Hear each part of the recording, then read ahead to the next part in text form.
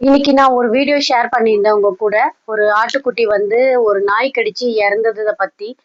அது உண்மையாவே வந்து என் மனச ரொம்ப பாதிச்ச ஒரு விஷயம். ரொம்ப கஷ்டமா இருந்தது. நான் அதுல நிறைய விஷயங்கள் வந்து விளக்கமா என்னால வந்து அந்த வீடியோஸ்ல வந்து குடுக்க முடியல.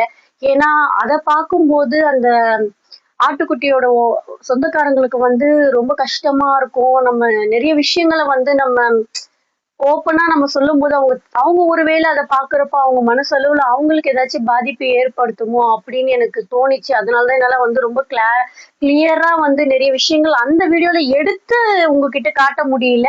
பட் நான் வந்து ரொம்ப நேரம் அவங்க கூட தான் இருந்தேன். அவங்களுக்கு என்னால முடிஞ்ச அளவுக்கு ஆறுதல் சொன்னேன். ரொம்ப கஷ்டமா இருந்துச்சு. நானும் என் ஃபேமிலியும் நாங்க கூட தான் இருந்தோம்.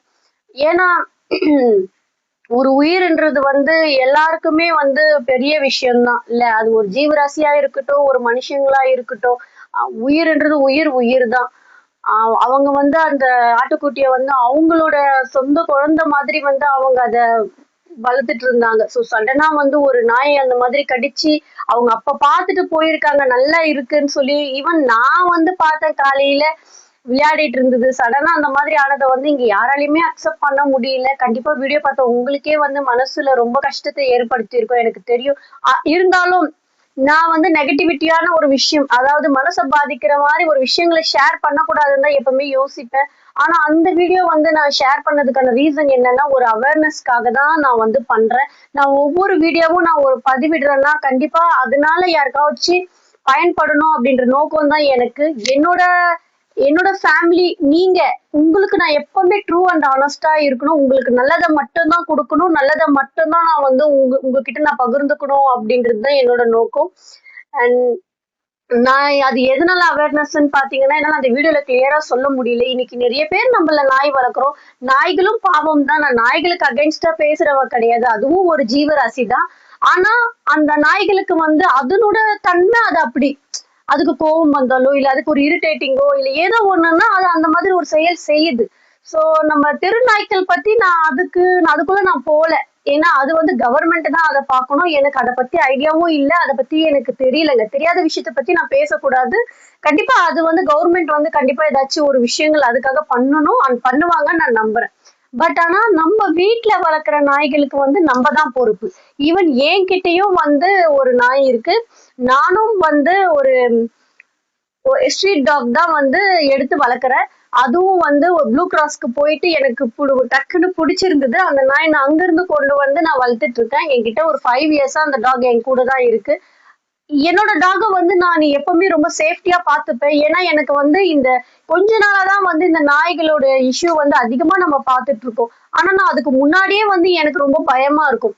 ஏன்னா வந்து நாய்களுக்கு அதுங்களுக்கும் தெரியாது. அதுங்க என்ன பண்ணுதுன்னு சொல்லிட்டு தெரியாது. ஸோ ஓனர்ஸ் நம்ம தான் வந்து அதுங்கள வந்து ஒரு பாதுகாப்பா அதுங்களுக்கு ஒரு நல்ல விஷயங்களை புகட்டி நல்ல ஒரு ட்ரைனிங் கொடுத்து நம்ம முடிஞ்ச அளவுக்கு அதுங்களை வந்து பத்திரமா பாத்துக்கணும். மத்தவங்களுக்கு இடையூறல்கள் தொல்லைகள் தராத அளவுக்கு நம்ம பாத்துக்கணும். நாய்கள் நமக்கு லாயலா இருக்குன்னா எல்லாருக்கும் லாயலா இருக்கும். எல்லாரும் கூட ஃப்ரெண்ட்லியா இருக்குமான்னு கேட்டீங்கன்னா இருக்காது. சோ அது நமக்கு புரியணும். ஓனர்ஸ்க்கு நம்மளுக்கு அது புரியணும். சோ நம்ம வந்து இந்த விஷயத்துல கேர்ஃபுல்லா இருக்கணும். ஏன்னா இன்னைக்கு அவங்க வந்து அந்த ஆடை இழந்து ரொம்ப மனசளவுல ரொம்ப துயரத்துல இருக்காங்க, கஷ்டப்பட்டுட்டு இருக்காங்க. ஜஸ்ட் ஒரு ஆட்டுக்கே வந்து அவங்க இந்த அளவுக்கு ஃபீல் பண்றாங்கன்னு நம்ம சாதாரணமா சொல்ல முடியாது.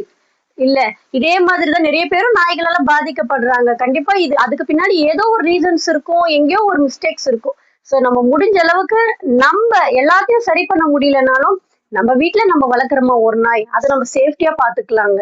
அது அந்த அந்த ஒரு விஷயத்துக்காக தான் நான் அந்த வீடியோ போட்டிருந்தேன். அண்ட் அதுக்கும் நிறைய பேர் வந்து லைக் பண்ணி சப்போர்ட் பண்ணியிருந்தீங்க. அண்ட் ஷேர் பண்ணுங்க. அந்த விஷயத்த ஷேர் பண்ணுங்க. ஏன்னா நாய்கள் வளர்க்குறவங்களுக்கு ஒரு அவேர்னஸா இருக்கட்டும். ஏன்னா அவங்களும் தப்பு கிடையாது. அவங்களும் வந்து காரணம் கிடையாது அதுக்கு.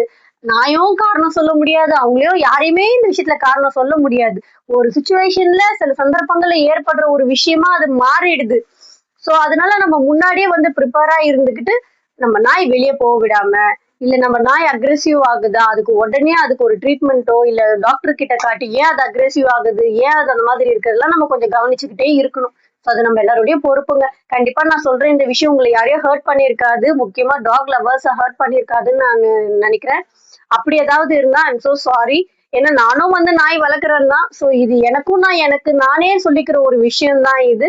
ஸோ கண்டிப்பா உங்களுக்கும் வந்து நான் சொல்ற விஷயம் புரியும்னு நான் நினைக்கிறேன். And thank you so much. And subscribe பண்ணுங்க அண்ட் தொடர்ந்து எனக்கு சப்போர்ட் பண்ணுங்க. எப்பவும் உங்களுடன் உங்கள் மாயா.